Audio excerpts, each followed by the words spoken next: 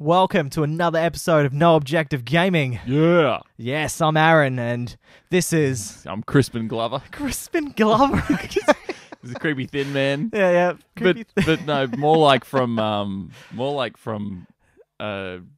fucking, what was it?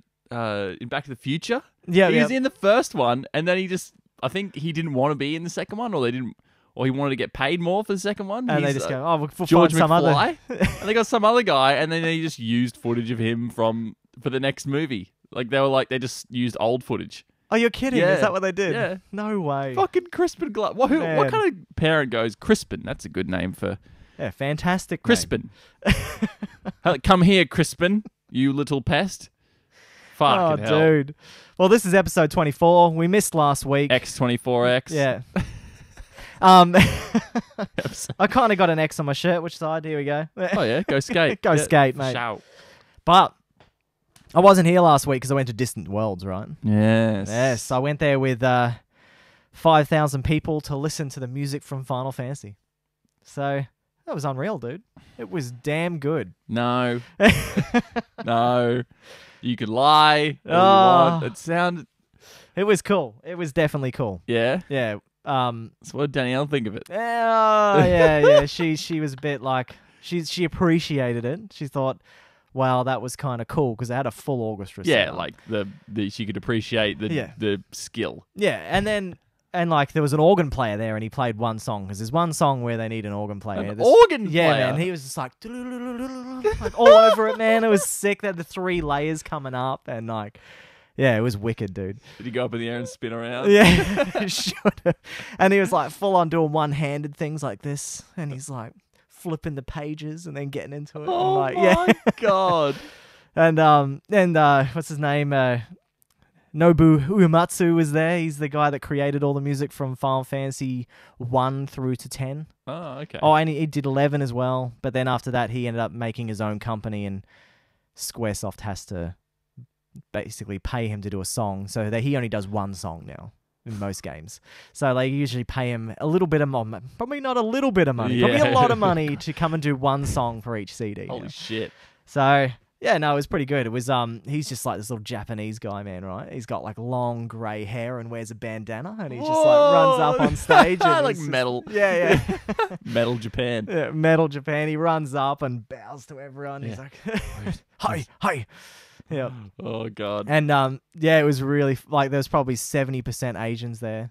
And, oh wow. Yeah, and so it was like filled, and then I think 20% were international people. And then there's like 10% Australians there. Yeah.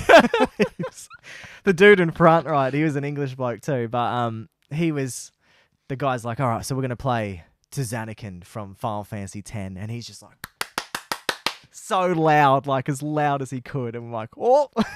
You've said something that's got him a little bit erect. He's gone hypo. Oh, fuck. That would have been so cringy if I was there. I would have been like, dude, just calm. It's like, yeah, good on you, but like, oh. just listen, calm down. It was quite funny, yeah. Dan was like, but no, it was really cool, and like the lineup was insane. Like everyone was just walking up, and we're all on this big like single line. Anyone dress up? Yeah, I got dressed up, got my button-up shirt on. No. Did anyone dress up like Final Fantasy like characters? cosplay? Yeah, there was a few. There was a guy dressed up as a red mage. One is a black mage, and one other guy. Oh, girl dressed up as Yuna. Yeah, and, her. And she's from Final Fantasy X. That's all right. And one of them was dressed up as a chocobo, those bird things. That would have been funny. That's the only one I know. Yeah. So I'm like, yeah, the chocobo. Yep. But in all, it was like, so there was a few bits of merch, of course, because it's a show. So they had plushies, because I was actually on the Final Fantasy Discord channel I'm part of, like the server. Oh. And I was on there going, took a snap and went, hey, I'm at Distant Worlds. And then other dudes goes, I'm here too. And I went, oh, wow. And he's like, I went to try and get a plushie, but they sold out in 20 minutes. What's a plushie? It's a little teddy, man. This is how, like, there's little ones like this, and it's like just a little teddy. So the Moogle ones, they were sold out 20 minutes, and then the Chocobo ones sold out real fast too. But they'll sell them for $40 each, like $40-$50 for this tiny little teddy like this big. What the hell? Oh my god. So I picked up like you know how when you go to like an orchestra, you get the booklet and it has like each song and like all the kind of composers' information of who did it all and stuff like that. So I picked up one of those, and that was super expensive. That was $30. Whoa! For just it actually went in detail to every single game of when it came out in each country and like the write-ups on that. So that was kind of cool. It's kind of like lore-ish for the music. So I was like, oh, it's cool. I'll buy that. But otherwise, other people are like, oh, $30, and I'm like, I'll do it. I've got to do it. I'm here. Like, yeah. So why not? Yeah, I went through it and it had like all the composers that done all the Final Fantasy for the whole 30 years. So it had the guys that did Final Fantasy 12, 13, and Final Fantasy 14, the one we played, and it had Yoko Shimomura. She's the one that did all the music for Kingdom Hearts and stuff like that. Okay, yeah. So she did Final Fantasy 15 music. Wow. But yeah, no, it was pretty cool. And at the same time, it kind of wasn't worth the whole trip there because it was probably all up. It cost like $800 with flights, accommodation, and food, and then tickets. So a lot of money to get there, but I guess it was a good holiday going to Sydney. It was just one night? One night. I went there Saturday. We got there about 3:30, and then we left at 4:30 the next day. So it was 26 hours. Or 25 hours. So what did you do after the show? We went back to the hotel because it was about 11 o'clock. Oh, wait, so you had dinner first? We had dinner first. We went to the Lord of the Fries that you said. You're like, go there. And I'm like, yeah, all right, we'll go there. We went to Lord of the Fries. Did you get some vegetarian food? Yeah, we went and I got the vegetarian burger with the sweet potato fries and that. Did you like it? Yeah, it was pretty good. It was good for a vegetarian burger. Dude. I was like, wow. Dude, all vegetarian. The whole fucking thing is like vegetarian. Yep. They don't sell any meat there. Yeah, well, she's like, vegetarian or vegan? I'm like, none. Just giving it a try. Yeah. Yeah, either. Yeah, you're like, just fucking having a go. Yeah, just giving it a Dude, red if they hot had shot. that here, holy crap. Oh, you would be there every day. I'd be the fattest fuck ever. It's expensive though. Did it you was notice that? Like, I think it's like it's about $14 $15 for a meal. Yeah. That's not expensive, but for vegetarian food, it's pretty expensive. Yeah. So, because we could go to the Forest in West End, and that's like $6 for a burger at this. So cheap. Yeah. So what'd you go up? What'd you do the next day? We got up.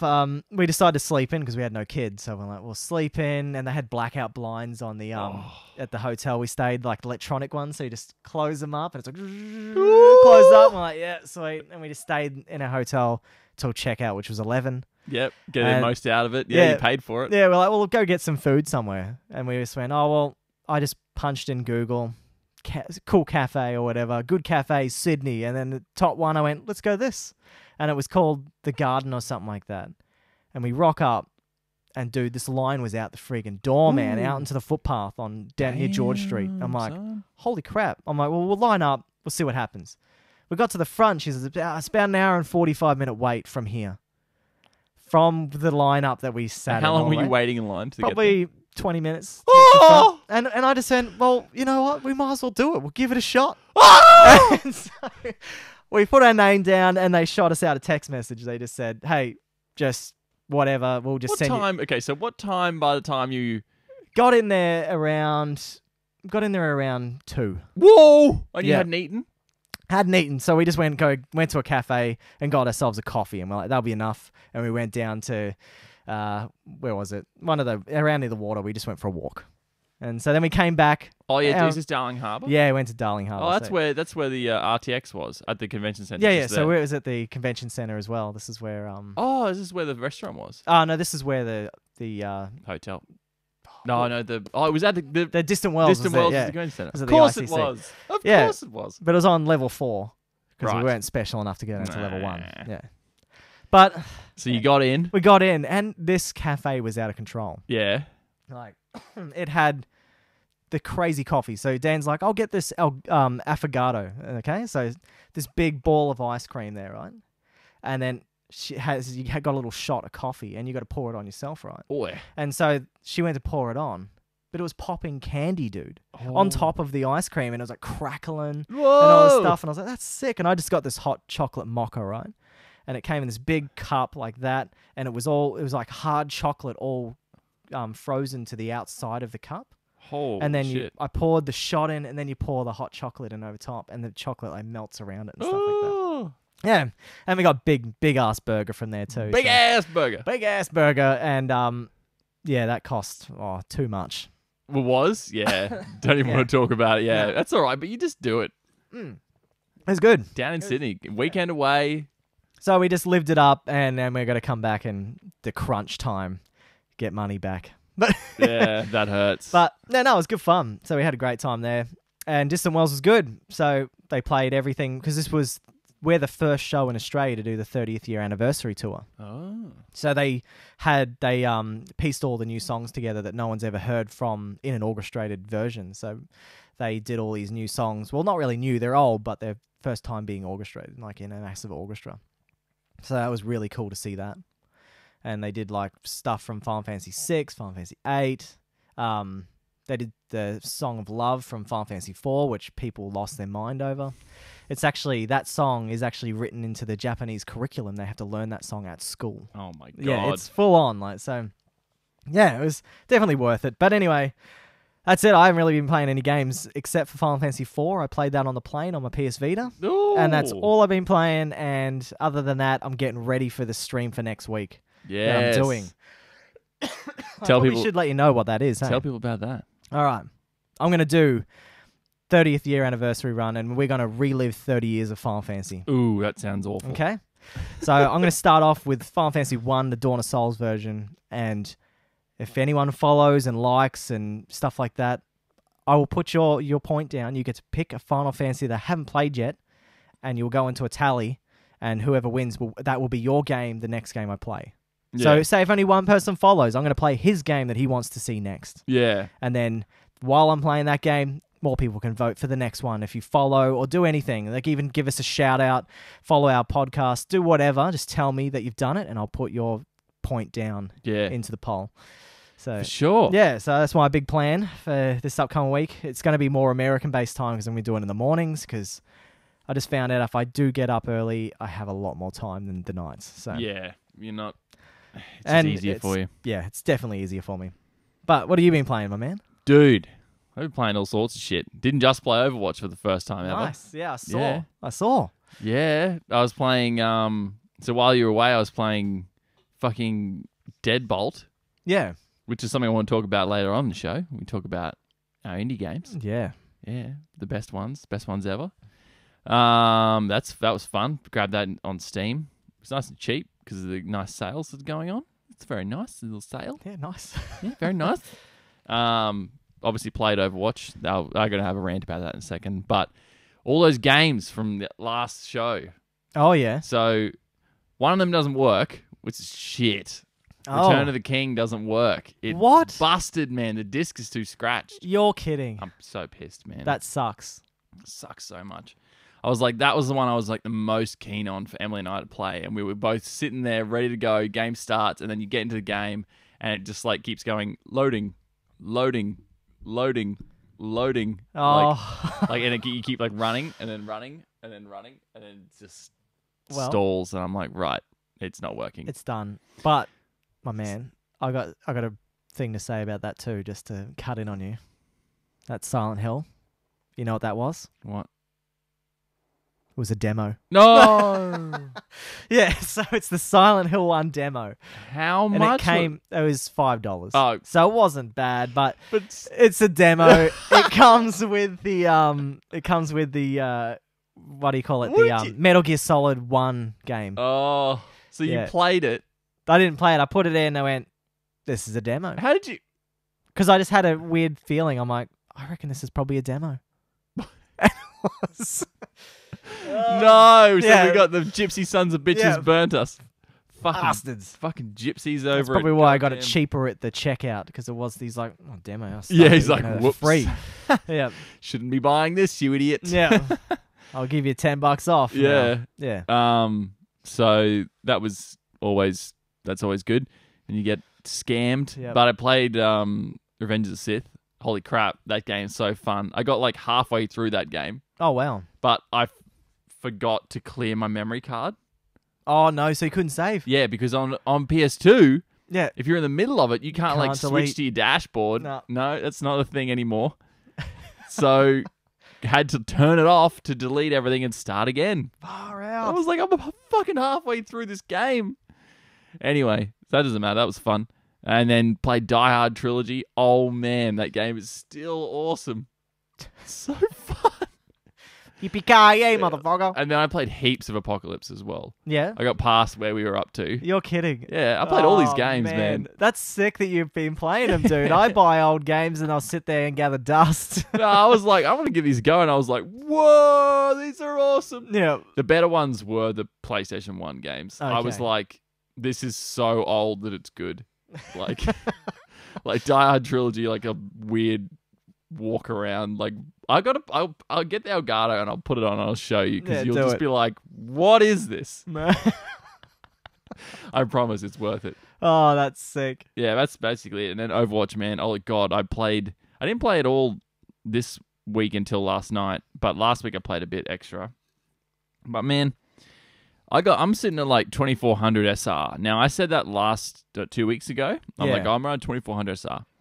I've played like another 10 hours of Overwatch since then. I'm still 2400 SR. So like, you hit that kind of roadblock. Yeah. Man. So I'm basically like, all right, get there and you win and then you lose and then you win and lose, or you go on a losing streak. Oh, wow. And then you go on a winning streak. Like I won. I was playing last night. I won like 3 games in a row and I got to 2469. Yeah. So that's 31 away from platinum, and then fell all the way back down to where I started at the beginning of the night. Oh. And I'm just like, fuck this. I was just so shitty after a while. I'm like, wouldn't that just hurt? What I've realized, it's like grinding and you get nowhere. What I've realized is I need to play more during the week if I'm going to get better. I can't just like play once a week and expect to jump on and still be like, good. Yeah. I've got to like, go on and play a couple of games during the week as well. Oh, okay. When I come home from work, it'll be like, all right, I'm going to play now. Yep. So I'll do that, but man, I'm so shitty. I'm just getting pissed off. Getting pissed off. But yeah. Man, that's cool, but that's cool. That's cool. Yeah, I think I played a bit of that that Torment, Tides of Numenera. Oh yeah. It's a novel. A game is a novel. There is like barely any voice acting. And I'm talking paragraphs this long every single time.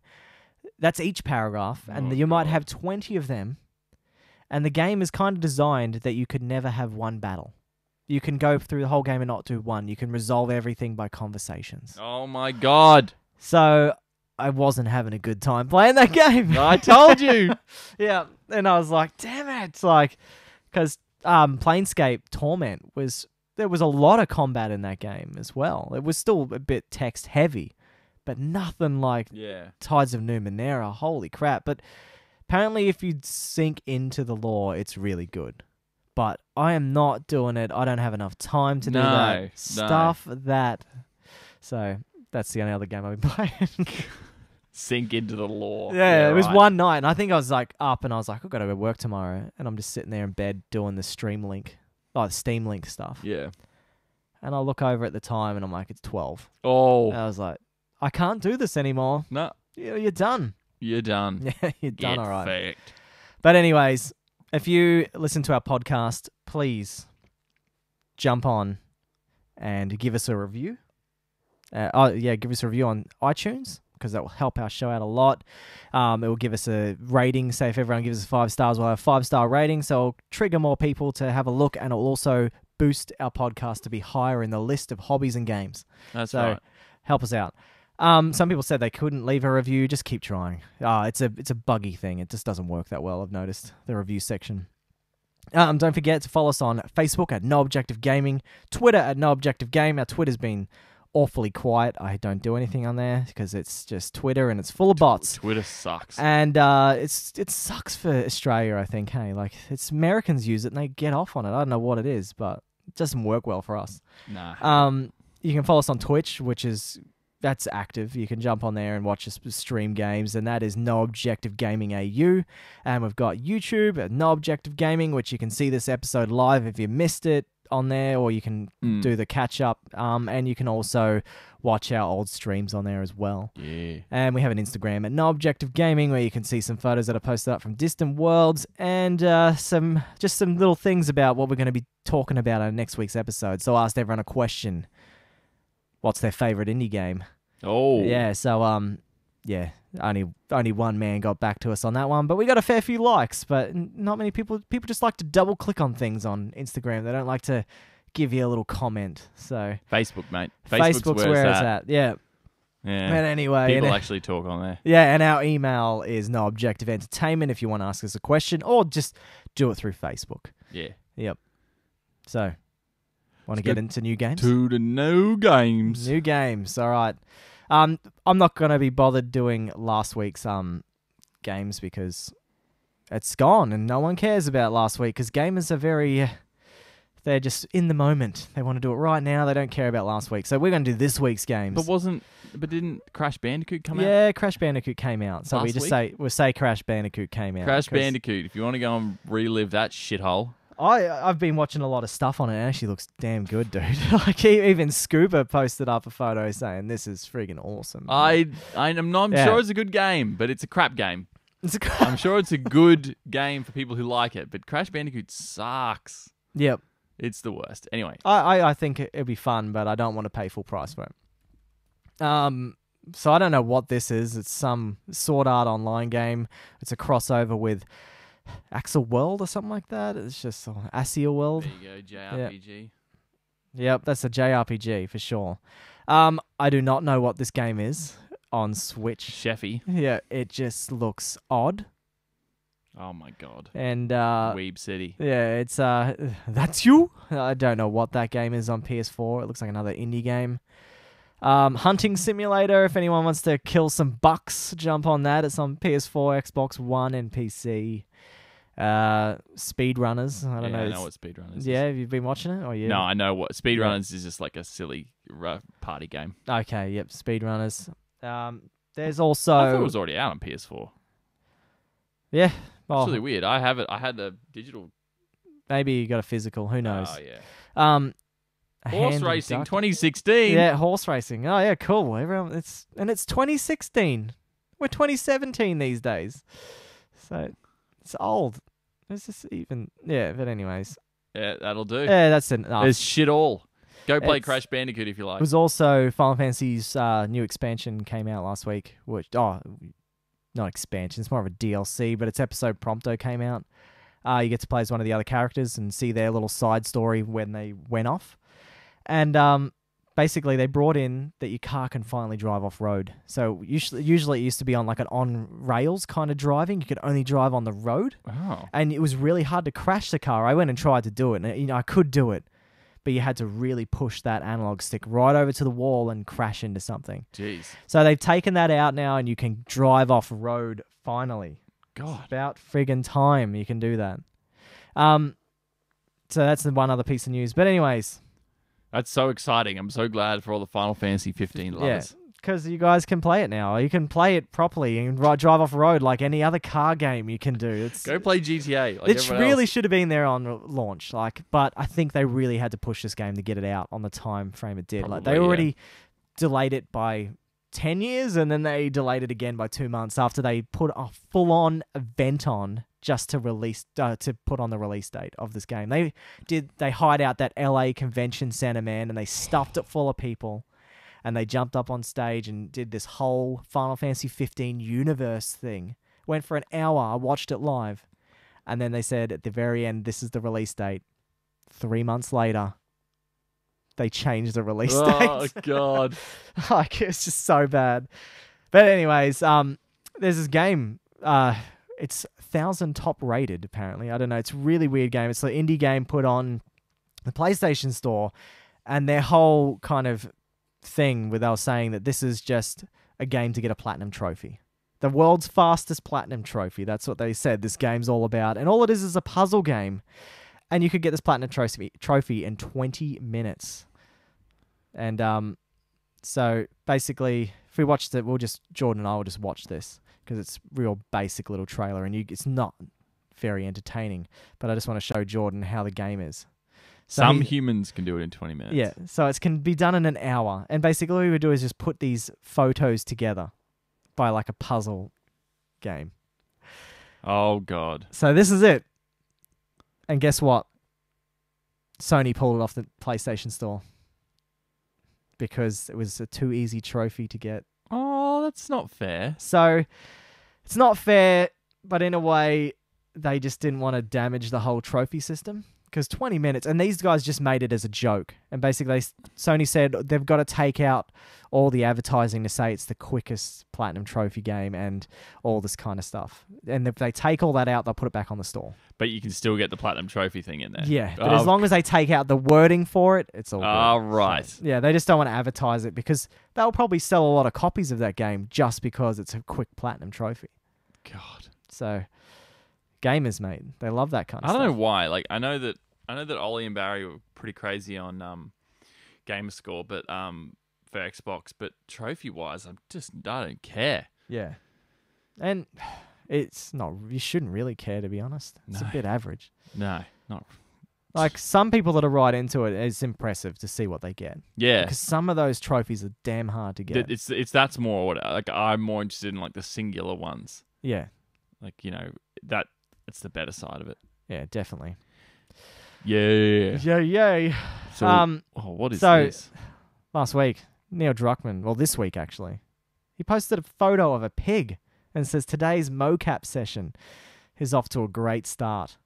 And I don't know, like, do they really need to mocap a pig? Have a look at this photo. It's a Twitter post, so you can have a look at it if it loads. Maybe it's easier than maybe making they do a so new one. much mocap. For Last of Us is basically, and he actually even said, "Sorry, we didn't come to E3, but at the moment it's time for The Last of Us to not The Last of Us, Uncharted to have its shine," kind of thing. So there it is, all dressed up in its motion capture gear. There's the director there, gonna give you some kind of run through. She must be the trainer of the pig or something. No, she's the Westworld director. Oh, that's her. Yep, that's right. Yeah, because she's writing or. She's she's writing and he's directing because that co-director said he wasn't going to work on part 2 last year. What's his name? Oh, yeah. So if everyone really wants to see this pig, I'll chuck it up on the screen. It's a very cute pig, I guess. There's your pig. Ready Get for some your pig, mate? Oh no, I clicked the wrong page. But anyways, I am such a clown. Where's the pig? The Twitter thing. Yeah, Twitter thing here. There Here you go. Here's the pig. The Enjoy. pig, my man. There you go. All right. It's a very lame piece of news, but it's there, and we're going to say it. It's like something about Last of Us. We're going to follow it. Yeah. Until it comes out, because it's going to be damn good. Yes. All right. Fallout 3 still has so much love. I still love that game, and a lot of people still love it. So they brought out a vinyl copy of the soundtrack, and it's on this special yellow/gold type of edition. I love Fallout 3. Here it is. Like, that looks pretty cool. That is good. And it comes with a few songs that everyone might love and know. And I'm keen to. I'd buy it, but it's probably all in American dollars, so it's $30 American. So by the time shipping and it comes to Australia, it's $50 probably, even more than easy. that. So yeah, but yeah, I reckon it'd be pretty cool. I'm pretty keen for that. That actually looks damn cool. And who owns a record player? Well, I don't, but there's some. So many people do now. Yeah, well, you can pick them up for like $40 now, like just new versions of them. But yeah, if you want to know the songs, there's only 14 tracks on this because it's a vinyl. And so they got the main title, New World song, and the New Order. It's all just crap like that. But no, it was a damn good game. I love that freaking Fallout 3, man. Oh God, yeah. Yeah. Great music too. So good. All right. So this piece of news, mate. So everyone knows that Nintendo's decided, well, probably everyone knows by now because it happened last week. Nintendo decided to drop another bomb and announced the SNES Classic. So they're bringing it out, man. It's coming here. Have you seen it, Jordan? Have you seen it? I thought we already knew this was happening. It was rumored that it was happening. Right. So now it's actually happening. It's a thing. And here it is. We're not getting that version. That's the American version. Right. So we get the other looking version, the PAL/Europe version. The games on it is Contra 3, Donkey Kong Country, Jordan's favorite game. Oh. Earthbound, which should be cool to play. Because we never got Earthbound in Australia. Or Europe never got Earthbound. So that's it's a RPG game, but it's based about little kids and an alien invasion. Oh. So it's a really cool game, and you got baseball bats you pick up and stuff like that. And it's pretty funky. We got Final Fantasy 3, which is Final Fantasy 6 because in America it only came up as Final Fantasy 3, so it's going to be called the original title. We got the F-Zero game. We got Kirby's Superstar game coming on it. Kirby's Dream Course, Legend of Zelda, A Link to the Past, which is a damn good game. We got Mega Man X, which is a super expensive game at the moment. Secret of Mana, which is another RPG that's it's not a turn-based RPG either. It's an action RPG like Zelda. We've got Star Fox and Star Fox 2 that actually never came out. Jesus. So they're releasing this game that never was released. We got Street Fighter 2 Turbo. We got Super Castlevania 4, Super Ghouls and Ghosts, Super Mario Kart, Super Mario RPG, which is another game that never came out in Australia. So that's going to be cool for Australians to play that game. We got Super Mario World, Super Metroid, Super Punch-Out, and Yoshi's Island. So that's all the games that are going to be on this console. It's going for $120, but it's already sold out. And What? Guess who got one? Oh, no. Yep. I got my pre-order in the Why? day it came out because, man, even if I don't want to use this thing, I could decide to be one of those arsehole resellers and make a couple $100 off it. Fair enough. Yeah, it's true. So, it's just an easy... Yeah. And it comes with 2 controllers this time, not like the last one. You had to buy a second controller with the last one. Just a joke. Yeah, massive joke. Fucking Nintendo. But anyways. Them and their nostalgia, man. They're just feeding that side of everybody. But through a friend of mine, it was rumored that EB Games had 50,000 units and they sold out in a day and a half. Wow. So that's insane. That is a lot to sell in a day. Yeah, insane amount to sell in a day. But anyways, that's that. So if anyone didn't know, Halo 5 wasn't actually on the 4K update pack on the Microsoft E3 event. Oh, okay. So 343 came out this week and said, look, it is going to be in 4K. We just weren't ready to announce it on that day. But it's going to be on day one on the Xbox One X, not the Scorpio. Yeah, no, you can't call it that no, anymore. It's not that. It doesn't exist anymore. Get in trouble. So, and if you didn't know as well, it's the 10th year anniversary of Halo 3. And they're actually going to be they're not going to be bringing an anniversary edition of Halo 3. They're just going to be bringing the old community maps that were made in Halo 3, and they're going to bring them into Halo 5. So with the same old mechanics, but it's these community-made maps from Halo 3 that you used to have a lot of fun with if you ever played online and stuff I like still that. don't know why they're not just going to go, all right, we're going to add Firefight to the fucking Master Chief Collection. Well, get this. With this as well, they're bringing backwards compatibility to Halo 3, ODST 4, and the 360 version of the Halo 1. But with the backwards compatibility, ODST is going to have Firefight because it's the backwards compatibility mode. So you can play but Firefight you can't play again. it in the new, like that. No, with the new graphics, no. You can't play it in the remastered. You can play it in the old version. Uh, So they've kind of done it. They've brought it back, kind of. But it's there, I guess, if anyone cares about Halo these days. I still don't know why they couldn't have just done it for, like, ODST is on the Master Chief Collection. Why did they only put the campaign in? Well, it was a patch, that was. Yeah, I ODST know. wasn't in the original. No, I know, game. but why couldn't they?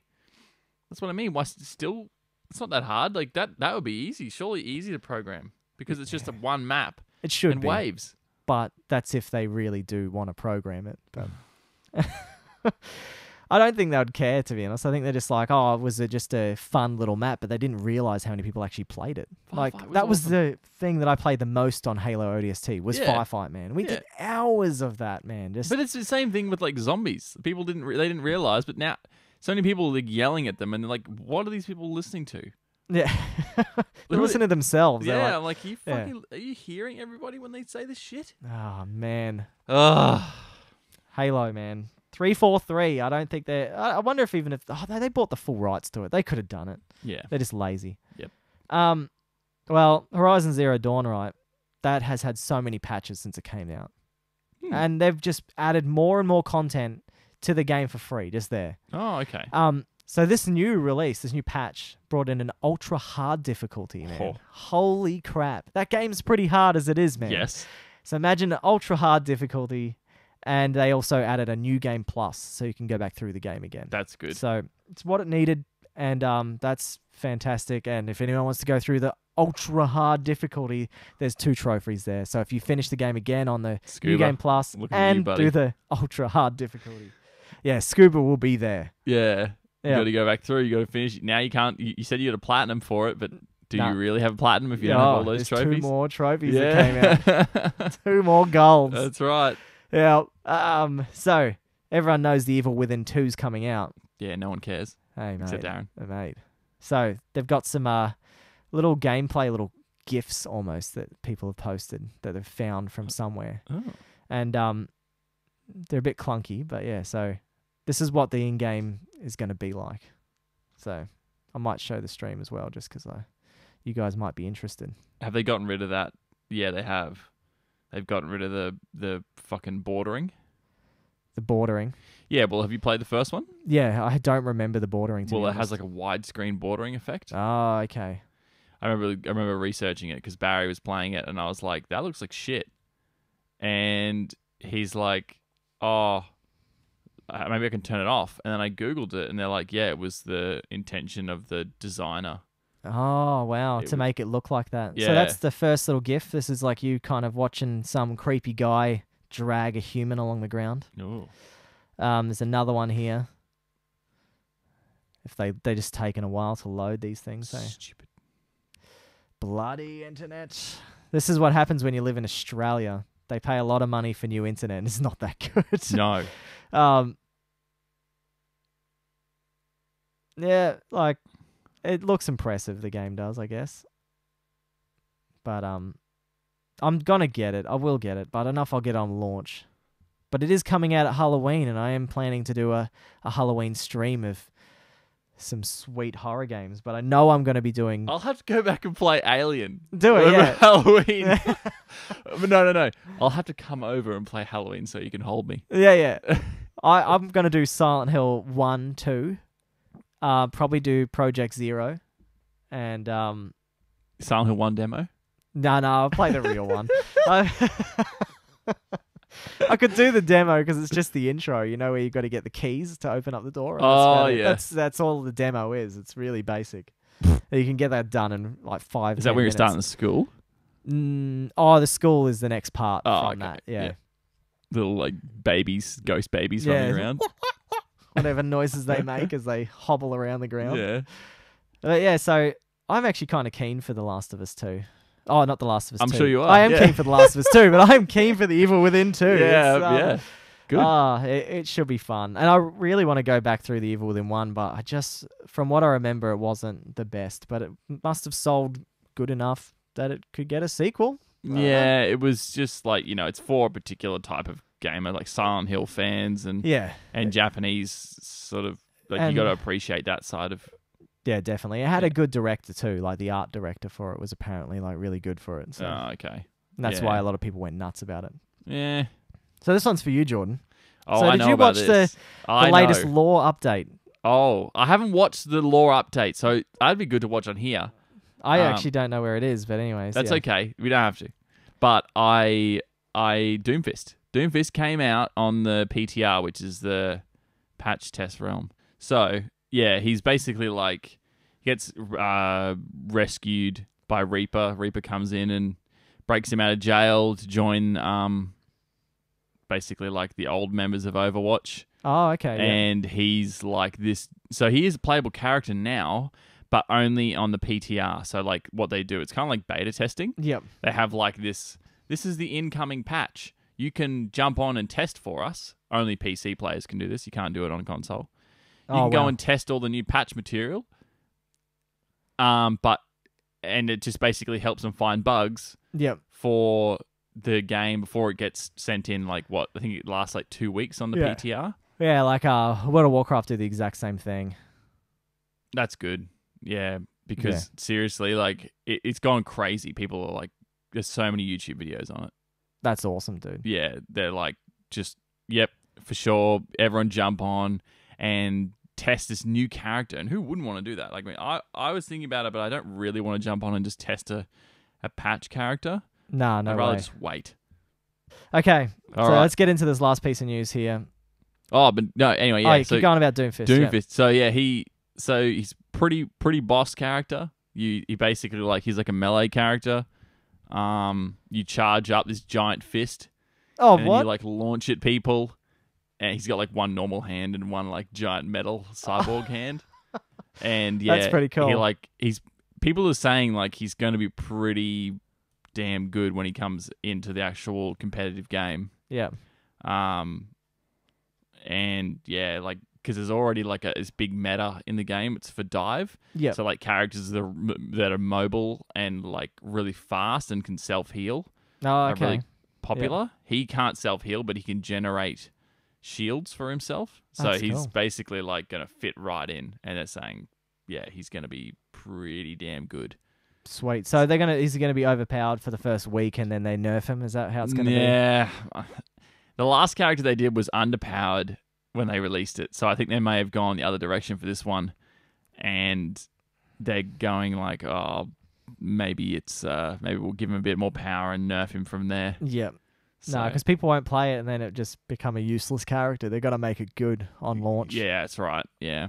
It's got to be fun and difficult at first, but you got to give it a bit of time to see if he is overpowered, not just jump to conclusions. Yeah, no, fair enough. Yeah. All right. So, you know how weird Japanese people are, right? Yeah, I do. Like they're just a bit odd sometimes, especially these horny little Asian men. So I stumbled across this week, and this Japanese man won a contest, and he got to marry his anime girl of his dreams. He got to marry the girl from an erotic game called New Wife. Lovely, whatever that is, Katon. Lovely ex-Katian. Yeah. So, yeah. You want to look at some photos of this? It's a bit odd. I just thought it was a bit weird. Like, so here he is standing at the altar. I'm going to show the stream this because it is super odd. So here he is. He's standing there at the altar, getting ready to get married to his love of his life, right? Here's like the people filming him, going, "Oh, look, there it is." They got it all set up. Yeah. Oh my God! He has to, when he has to kiss the bride. That's how he's kissing the bride. I'm kissing a marshmallow. Yeah. How is this real? That's what she looks like. Oh God! And just back to that again. But yeah. Fuck. It's just like Her. Have you ever seen Her? Yeah. That was actually a pretty interesting movie, to be honest. Yeah. It was a bit odd, but... yeah, it's so just... Oh, God. What is happening with the world? I don't know, man, but yeah, that's the odd piece of news for this week. That is fucking odd. Why? Yep. But anyways, let's get into this hot topic that Jordan wanted to talk about today.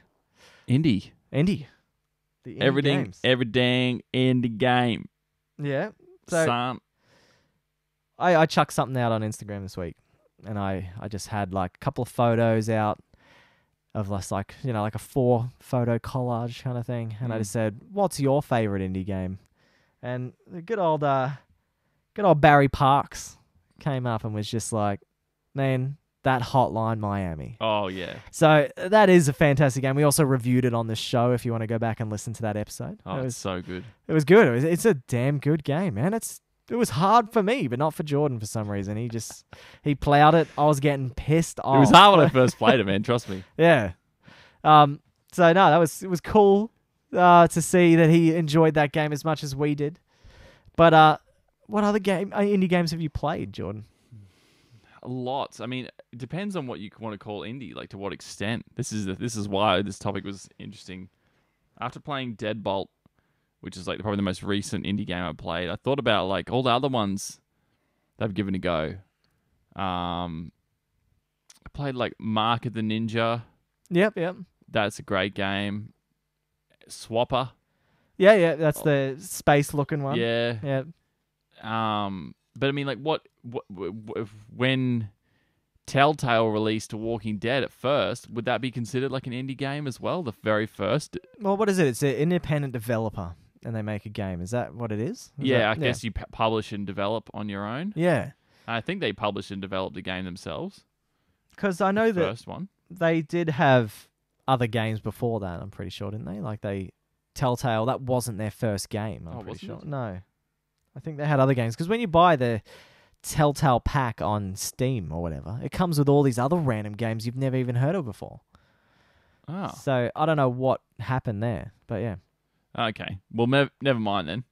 But you know, it could be a indie game because there's even AAA companies there trying to make indie kind of games now because they are selling so well. Yeah. Or I mean, maybe developed.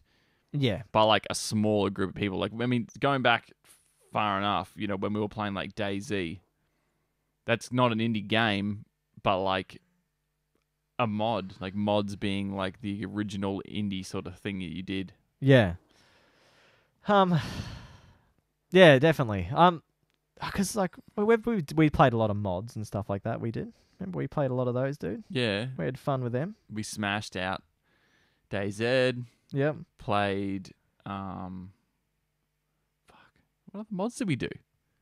We did DayZ, and we've always modded like our Skyrims and all that kind of stuff. Yeah. But that's where like I reckon it starts from. You start modding, and then you're like, oh, I'll make my own game now. I've sort of got the know-how from here to just keep going. Yeah.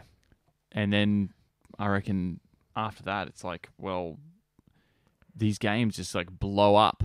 They do, and especially if it's good. And I sometimes I like indie games more than the new latest games that are coming out. Yes. Because I get my nostalgia feels for it. Like, so, you know, it's got sometimes those indie games have those really old type graphics that I love. Yeah. And they focus more on a story because they don't have to spend all this money and time on graphics. And it can really be a better story. Well, it's like I was playing Deadbolt this week. Did you see that? Yes, I did. I watched the bit of your stream on Sunday. Yeah. Watching that. Such a weird game. Like, kind of like side scroller, but like, you know, and you play like an assassin. Yeah. Like you play the Reaper, like the actual Reaper. Gonna go kill zombies. And like, it's like the undead. You've got to go and return like vampires and zombies. Wow. And you got to like clear out levels of them, and you've got to do it with, you know, without getting killed. Because I thought, from what I saw, it just looked like you're assassinating people. Like you just. No, those are zombies. Like they've got like a little story in there as well. Oh, you're kidding. Really weird, but it's really cool and like obviously extremely violent, and that's why it's so good. Yeah. But and the graphics, like, they don't look that violent, but you can get the violent feels from it because there is so much blood that splats you're just like everywhere. Just zombie guts everywhere. You're like, yep, I'll take it. Yeah. So it's they're those sort of games you just go, yep, that's cool. They're old, but they've got like touches that, you know, that say an old Super Nintendo game wouldn't have, where there's just blood everywhere. Yes, and probably Nintendo wouldn't have that blood either, because I found out some interesting news about the Super Nintendo version of Mortal Kombat actually got the blood taken out of the game. What? Yep, for Super Nintendo. So if you wanted to play Mortal Kombat, you play it on Genesis. Oh, God. Yeah. What the flying fuck? Yeah. Bizarre, eh? Oh, God, Nintendo. Yeah, so there's just a lot of really good indie games at the moment. I mean, the best ones for me, Like Mark of the Ninja was so good. Yep. That game is awesome. Obviously Hotline Miami is probably the best one that I've played. Yeah. But what about you? So I played Child of Light.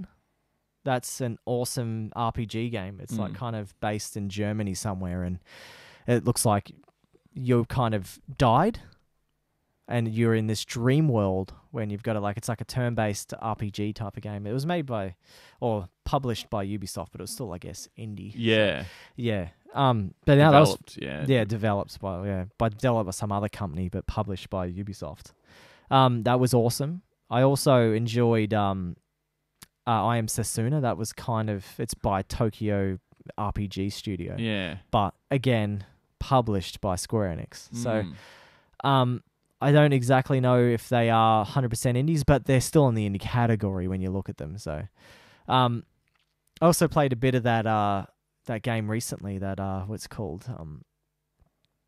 That heroin game, the Cosmic Star Heroine, and that was pretty cool. That's a cool RPG game, but it plays like Chrono Trigger, which is awesome because Chrono Trigger was an awesome Super Nintendo game. Yeah. So they're bringing me back, and it had the pixel art, looked exactly like a Genesis kind of feel, like it. So it looked like Phantasy Star kind of pictures where like the actual clips, like the actual CGI clips, but they look more like a comic book kind of structure, which is awesome. I love that. It's sort of like it's like better color. Yeah, way better color, and they can actually make it move a lot. Yeah, better. Like yeah, more physics. frames. Yeah. Sometimes they add physics in there for a bit of fun. Like they'll have. I know that Deadbolt has like a little bit of physics. Like the blood, depending on the direction you shoot them, the blood might splatter out that direction as well. So they have like there's touches that make them actually separate themselves from just being like an old sort of, weird looking old game. Yeah, definitely. So, yeah, there's so many that are have just blown up. Oh, dude, it's in the insane. past 10 years, I reckon. Yep. It's probably more like past 5 years, actually. And because Limbo and Inside, Firewatch, all these amazing ones that people are actually playing. Yeah. There's so many, sort of, it reminds me of Portal 2. Yep. Portal 2 wasn't an indie game, but it was... It was done by Valve. But the original game, I think, was a mod for Half-Life 1. Portal was a mod for... Yeah, the first game that was independently developed. I don't think Valve did it. Oh, okay. And then they took it. I think they bought the rights, or they got the guy who made it and got him to come back. And do the second one. And Portal 2 is actually up there with one of the best games of all time. It's in the list. Yeah, it's unreal. And I had so much fun playing that with Aaron. And we just did the puzzle 2-player mode. So we didn't even do the campaign. And oh my goodness, it was so fun. You had to try and get to the end and open up the doors, and you're chucking. Each got a portal each. So one's got the entrance, one's got the exit, and so you jump in and you're doing the one through the floor, and then you're shooting it out the wall and launching yourself across the map to try and get to sections. It's amazing. I haven't played that 2-player. I've only played it single player, and it is really good. Yeah. But I got stuck on a level, and I just sort of refused to go through a walkthrough. I was like, that's dumb. I should have done it so I could keep going and finish it. I use walkthroughs. If I get stuck and I'm there, and it's like if I do it more than 4 times, I'm like, I'm done. I'm gonna get a walkthrough, and I'll get a guide and I'll cheese it. I should have, because it's supposed to be so good. Yeah. You know what I mean? If I haven't played it, I haven't finished it now, so I haven't actually experienced the whole thing. It makes me sad just thinking about it. Yeah. No. But I don't know. I to be honest, I never got into indie games that much until recently, when I'm like, I actually want to play good games again. Yeah. I'm sick of playing these generic games that are coming out. The AAAs. Yeah. And that's getting a bit stale. And this is why I named it sort of this episode the way I did, because we were talking, it was a few weeks ago, you were like, people have speculated about a gaming crash. Yeah. Again, but a gaming crash, it doesn't affect indie development. No, especially not now anyway, with computers being where they are, and it's so easy to make a game because you've got say Unity, which is like a free game making program. You can just download for free and make a game. Yeah. And then you've got Game Maker Studio. That's the one that Hotline Miami used to make their game. Yeah. And they're just there for free if you want to play it. But then if you want to distribute it, you've got to pay only a tiny cost of $30 American. Oh my god. So anyone can make a good game if you've got a good story and you know basic programming. Crap. Yeah, so it's probably, they're going to be the future for sure. Yeah. Well, now it's open source. The fact that you can get that easily, like you can just go and get a software to make games, Yeah, and teach yourself. definitely. And there's so many guides online, like, of how to do it. And you can, with all them, you can put physics in and everything into these games. Oh, yeah. And like, even if you want to make an RPG that looks like Final Fantasy, you can go download RPG Maker, and that's like made awesome games. Like To the Moon is probably apparently one of the best RPGs for an indie title made from the RPG game making studio thing. Yeah, it's pretty nuts. And it's only $2, dude. But apparently people say the storyline has made them cry because it's like a full-on intense story for an old pixel-based, text-based game. Oh god. So yeah, I've bought it. I haven't played it yet. Oh, well, there you go. Yeah. I bought Emily Limbo and Inside the other day. Yeah, dude, you should even play them. Like, you should play Inside because it is just whacked out. There's no talking. There's nothing. It's just you walking around and dodging the enemies. And it's kind of like at the end, you're like, what the hell is this game? Like, it's a spin out on your mind. Yeah. Like, yeah. So I even got off after playing it and read some theories of what the storyline was about and what the developers were thinking when they were making that game. Oh, wow. And but yeah, it was really cool. It was like more the fact that like you're stepping out of the bubble and not following the world. Like, because the world is like the social media, whatever they do, everyone does. And so the end big ball of human mush that's rolling after you is basically the world of like everyone being the same. That's cool. So yeah, it was a really cool, that was one fan theory anyway of what he was thinking. Yeah.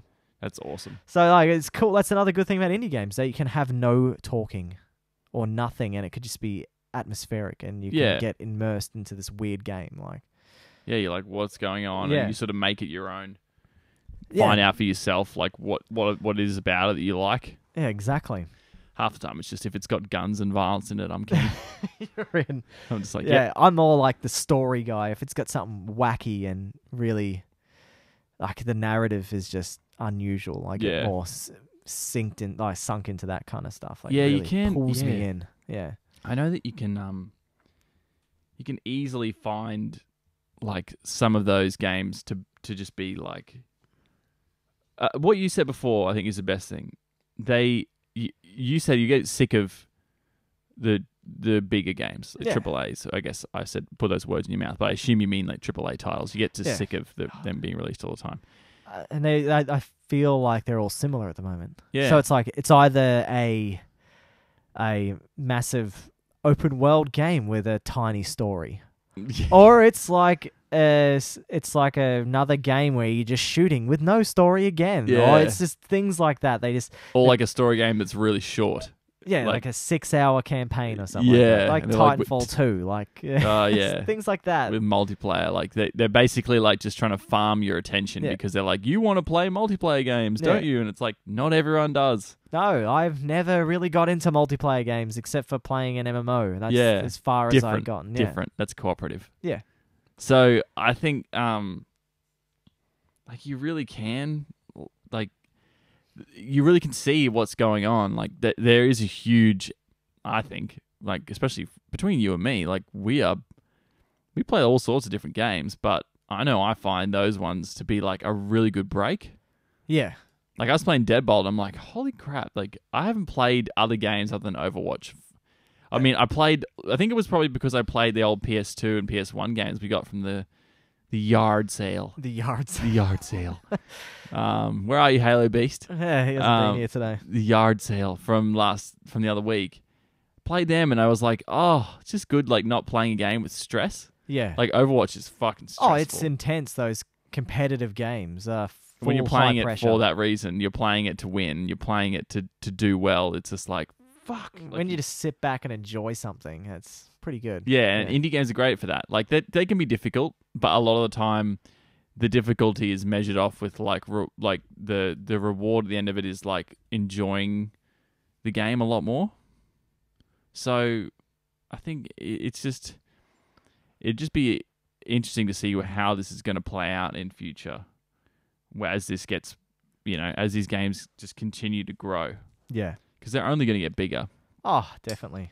They're definitely going to get bigger and bigger. Yeah, and better as well. There's more. If you look at Firewatch, that was pretty cool cell shade type of graphics. Like it was more like a cartoon.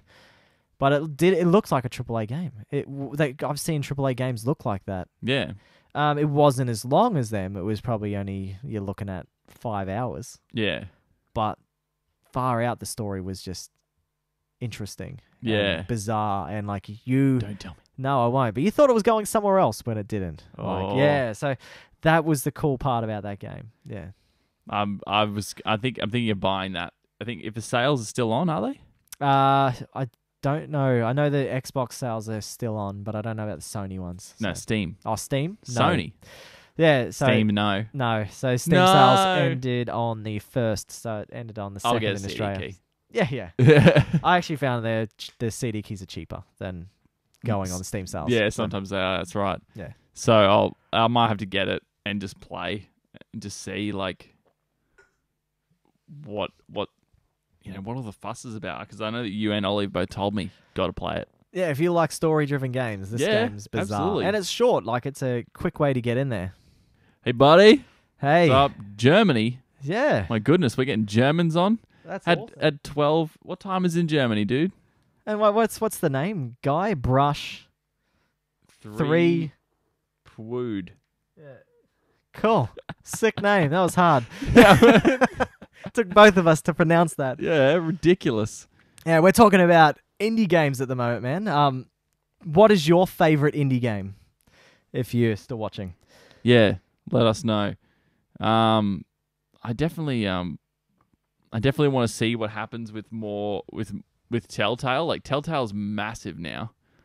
And I think it'd be really interesting to see how they're not an indie developer anymore. Yeah. And now it's just this giant, like, they get the rights to some of the best franchises out there. Like Batman, you've got the Guardians of the Galaxy. That's huge. So they'll probably get more Marvel games if Marvel wants to jump on that, because Marvel's a money train. Oh, hell yeah, Marvel is.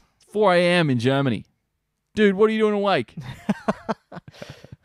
Holy crap. He's not a baker, is he? No, yeah. He's a German baker. Yeah. Give us some of your bread. Your German bread. Yeah, I think it'll be like actually really interesting in the future for the indie games. But I honestly think the best indie game though that I've probably ever played is Hotline Miami so far.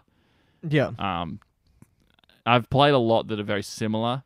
It depends on the style, like level-based puzzle games, like, and strategy stealth games, like Mark of the Ninja and Deadbolt's kind of the same. They're really fun. Yeah, that's your kind of indie game that you like. Yeah.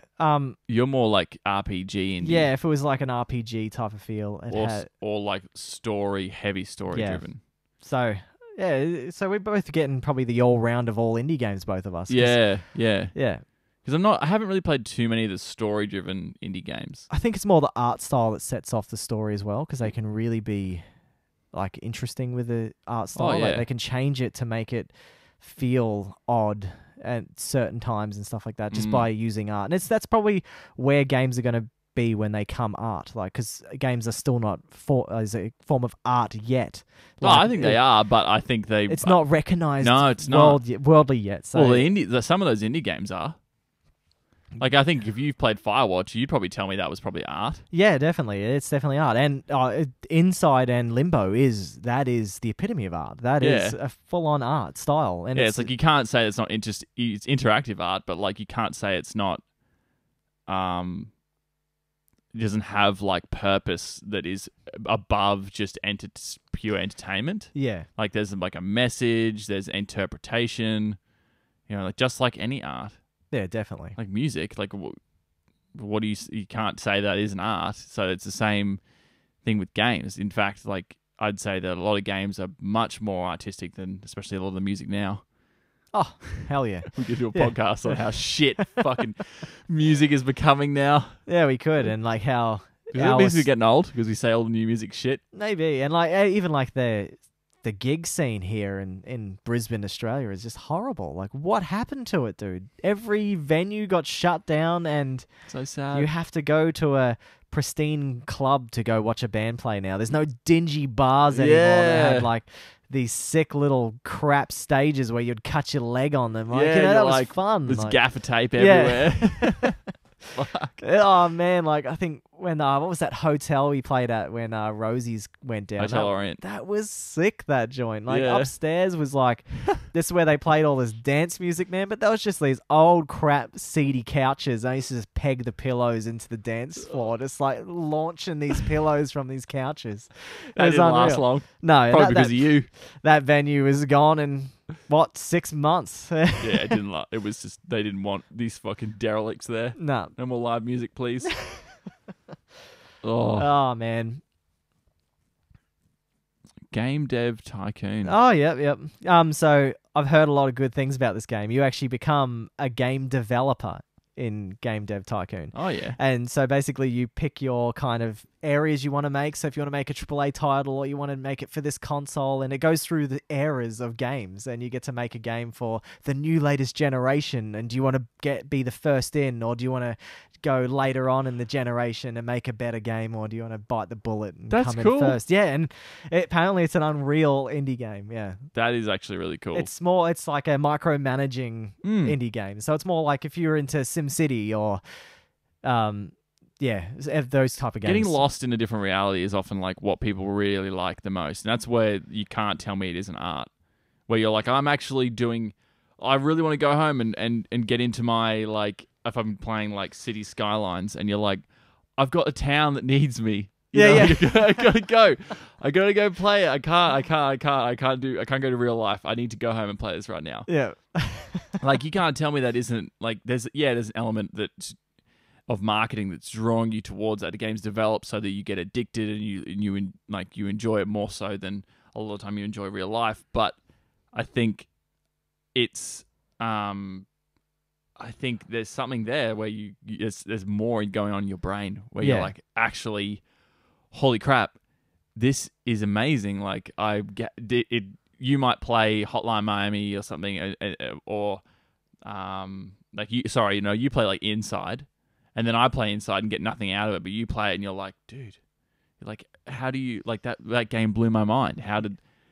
And I think that's just a big indicator that we're dealing with art and we're not dealing with just entertainment. And that's still like, even just a generation above us is not taking this seriously. Yeah, no. It's because they're like movies. That was their generation where movies were becoming heavy movie generation. They were like this. And admittedly, there's some fucking good movies in that generation. That is where Back to the Future came from. Exactly.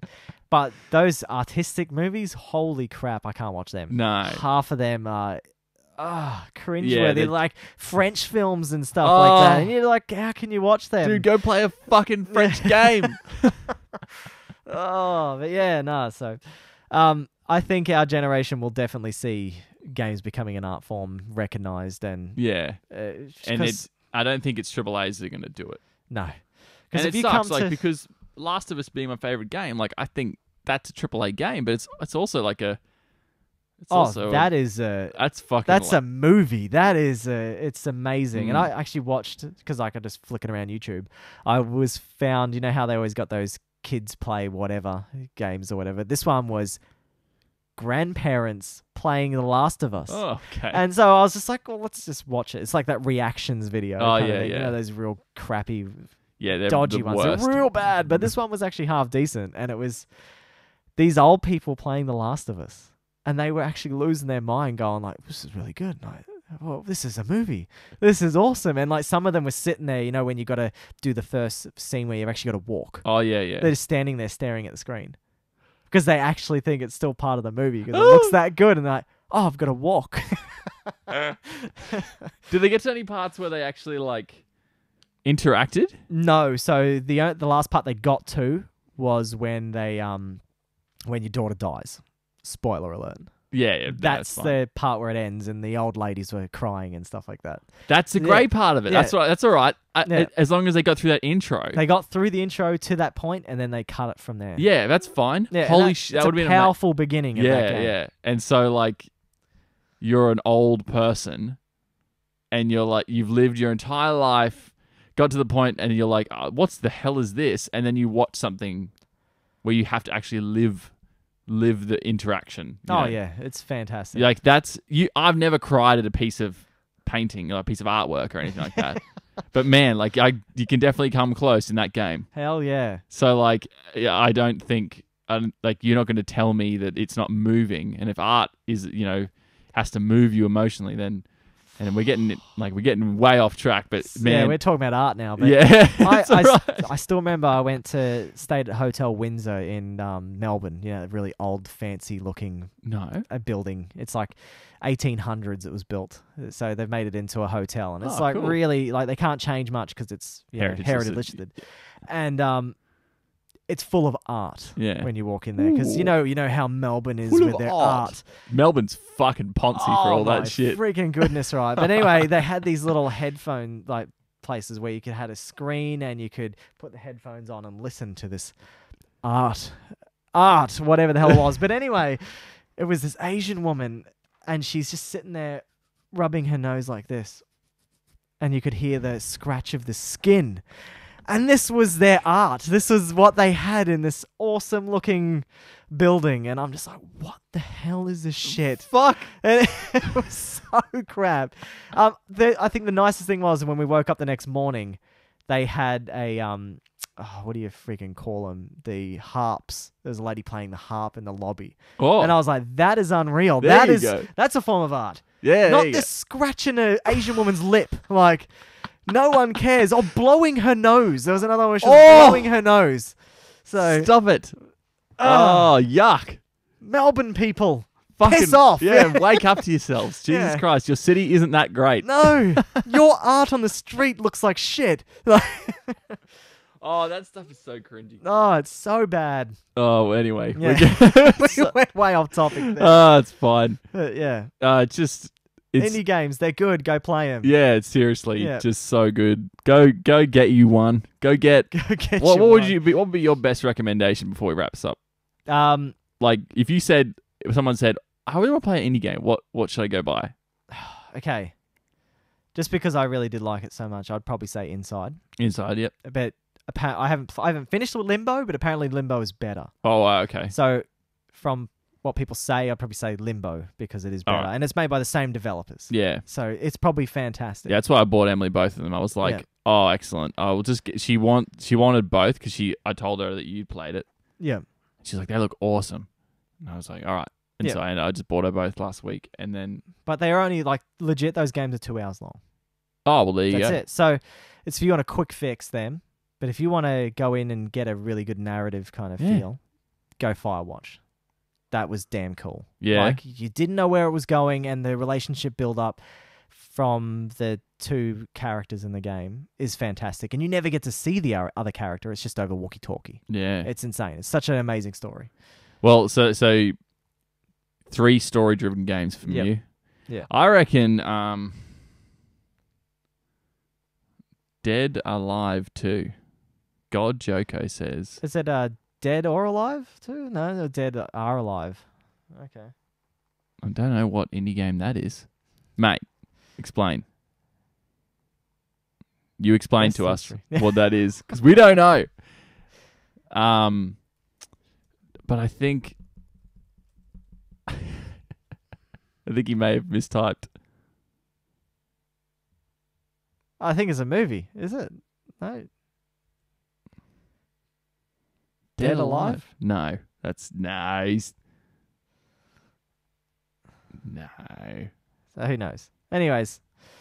Explain yourself. I reckon if I had to say one,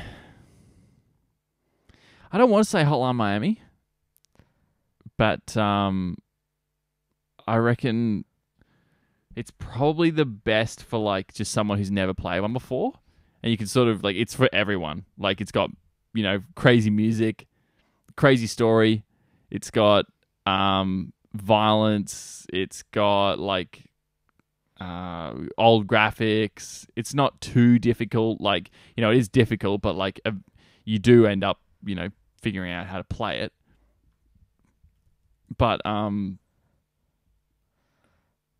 what are we looking? This guy's full of it, mate. Oh my god. Yeah. So I reckon that's Hotline Miami or probably Mark of the Ninja. Yeah, you enjoyed Mark of the Ninja that much, did you? Yeah. Yeah. There's a lot that I reckon are really good, but Mark of the Ninja is just such a great like challenge, and it's long too. Like, it's a difficult game. I think what was it?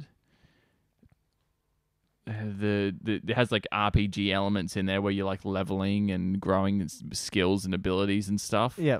And it's fucking hard. Some of the levels are really difficult. You know, it's one of those games, you know, where you take one shot and that's it. You know, Wow. you can't be seen. You know, you can be seen, but you've got ways to like jump back up onto the roof and like hold. That's cool. So it's kind of hard one-shot kills. Yeah, and I was playing that back when I finished Dishonored and didn't kill anyone, so I was trying to run through Mark of the Ninja without killing anyone. Fuck that, man. That game is way too hard for that. I've still got that Dishonored 2 in the wrapper, like fully factory sealed still. Haven't opened it. You're just like, don't know if I'll ever play it. I don't think I will, to be honest, because it's on Xbox. So, You're like, you got to actually turn that dusty old machine on yeah, again. I don't think I'm going to do that. All right. Well, that's probably... What's that? That's enough now, isn't it? Yeah, I guess it's enough for the show, eh? Yeah, that's enough. Yep. You guys, don't forget that you guys can follow us on Facebook at No Objective Gaming. You can follow us at, Twitch at No Objective Gaming AU, which you're already watching us on. And you can follow us on Twitter at No Objective Gaming. And if you want to, please subscribe to our podcast on iTunes and just search for No Objective Gaming on there and give us a review. Yeah. Yep. You can follow us on please subscribe to our YouTube channel and follow us on Instagram at No Objective Gaming for both of them. Yeah, I hope you guys enjoyed this episode of just rambling about art and indie games. Yeah, art and laughing at old stupid things. Old music, new music. Stupid goddamn art. Yeah. Especially Rubbing Melbourne a fucking art. nose. Yeah. Yeah, go to Melbourne. Go to Melbourne and just stay there. We don't want you back. Yeah, no. Piss off. Yeah. I used to live there and I wouldn't go back. Hotel Windsor. Yeah. You can jam it. Jam it. Great place, bad art. Yeah. Bad. I can't believe that, man. Yeah. Rubbing a nose. But anyway, don't forget to follow us on our channel here, and we get notified every time we play games. I am going to do a 30-year Final Fantasy stream, and we're going to be going through the Final Fantasy series. And Jordan plays Overwatch pretty much every second night. Yeah, I play all the time. Yep. Definitely always do a stream on Friday night. Yep, Friday night, Overwatch night. Yeah, boy. Yep. So thanks again for watching us on here, and hope you have a good day. Yes. Yep. We'll see you again soon. See you later.